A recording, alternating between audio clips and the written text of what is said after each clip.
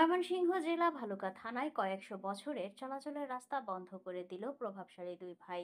গ্রামের কয়েক হাজার মানুষের বিভিন্নভাবে কষ্ট পোহাতে হচ্ছে। নূর হোসেন সুমনের প্রতিবেদনে দেখুন বিস্তারিত। কাচিনা ইউনিয়নের বাটাজোর গ্রামে নতুন বাজারের দক্ষিণ পাশে কাঠমেইলের পাশে মঈনুদ্দিন মিলিটারির বাড়ির পাশের রাস্তাটি দিয়ে গ্রামের কয়েকটি মুক্তিযোদ্ধা পরিবারের চলাচল। প্রায় ৩০০ বছর আগের চলাচলের রাস্তাটি চারা গাছ লাগিয়ে বন্ধ করে দিয়েছে প্রভাবশালী আশরাফ আলী ও আক্কাস আলী। এই এলাকার বাসিন্দারা জানিয়েছে কয়েক কিলোমিটার দূরত্বে এই গ্রাম। স্কুল মাদ্রাসার কয়েকশো ছাত্রছাত্রী এই রাস্তাটি দিয়ে প্রতিদিন শিক্ষা প্রতিষ্ঠানে যাতায়াত করে। ছাত্রছাত্রীরা জানিয়েছে বিদ্যালয়ে যাতায়াতে সমস্যা হচ্ছে তাদের। মুক্তিযোদ্ধা পরিবারের অনেকেই জানিয়েছে এই রাস্তাটি বন্ধ করাতে এলাকার সকল শ্রেণীর মানুষের অনেক ক্ষতি হয়েছে। রাস্তা দিয়ে প্রতিদিন 4 থেকে 5 হাজার লোকের চলাচল। এলাকার মানুষ কোনো মালামাল নিতে চাইলে আর সম্ভব নয়। পূর্বে এদের দুই ভাইয়ের বিরুদ্ধে চেয়ারম্যান মেম্বার এলাকার মাতবর অনেকেই একাধিক সালিশ দরবার করেছে। ওরা কোনো কিছুই তোয়াক্কা করেনি।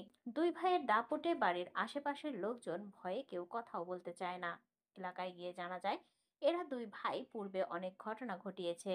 ভুক্তভোগী পরিবারগুলো জানিয়েছে আইনের মাধ্যমে এদের বিচার করা হোক এবং রাস্তাটি সচল করে দেওয়ার অনুরোধ জানিয়েছে এলাকাবাসী। রাস্তা দিয়ে মানুষ চলাফেরা করে প্রায় কমপক্ষে ৩০০ বছর আগে আমার দাদারা চলছে, বাচ্চা ছাড়া চলছে, তারপরে ধরুন আমরাও চলছি।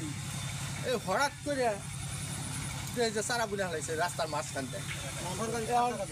সরকারি এই জমিটাও জেলা প্রশাসন খাট জমি সেটেলমেন্টের রেকর্ডের সময় এটা রাস্তা ছিল।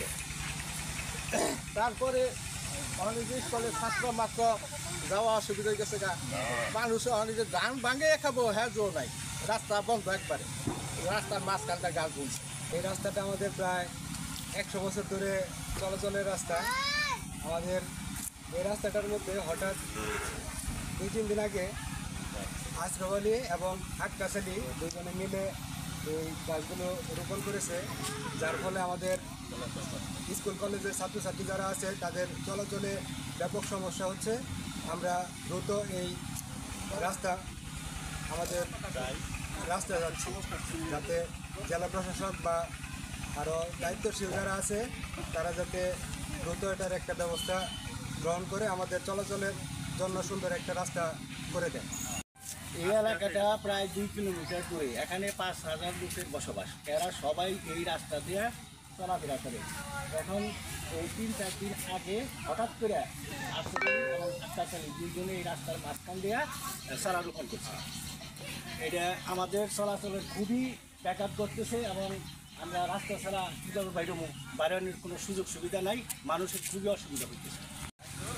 এই এলাকাটা 1-1.5 কিলো নিয়ে যে 4-5 হাজার লোক বসবাস করে। এই বসবাস করা এই লোকগুলো চলাফেরা খুব অসুবিধা হইতেছে। এই 4-5 দিন আগে এই রাস্তার মাঝখানটা গাছ লাগাই দিচ্ছে আক্কাস আলী ও আশরাফ আলী। তখন আমাকে চলাফেরাটা খুব অসুবিধা হয়ে গেছে। সমস্ত লোকের 4-5 হাজার লোকের চলাফেরা খুব অসুবিধা হয়ে গেছে। এই রাস্তা থেকে দীর্ঘদিনের রাস্তা না, রাস্তা তো আগে ব্যবহার করে, রাস্তা তো না হালরের সবাই রাস্তা ব্যবহার করতে চান। এই এলাকার সবাই ব্যবহার করতে এটা হালরের মতো রাস্তার কোনো ই নেই। ওই জ্বালায় যাওয়া যাবে না মনে করেন যে চলাফেরা ফসলাদি করি না, এই হিসাবে মনে করেন যাওয়া হাজার। এখন তো এই যে রাস্তা যে গাছ লাগাইছেন এখন তো আমরা এলাকাবাসীর সমস্যা হয়ে দাঁড়াচ্ছে। হ্যালো, আর এই যে তারা তাদের অভিযোগ দীর্ঘ প্রায় 300 বছর ধরে এই রাস্তা দিয়ে চলাফেরা। প্রায় 5 থেকে 6 হাজার লোকের আসা যাওয়া এই রাস্তা দিয়ে। লোক তো চলাচল করে, এতদিন তার এটা মাপযোগ হয়েছিল না, এখন মাপযোগ হয়েছে, ডিজিটাল হিসাব হচ্ছে। আমারও সীমার দরকার আছে, এই ক্ষেত্রে সীমার দরকার আছে। ব্যাংকের আমরা সুন্দর করে নিতেছি, একটা রাস্তা নেই।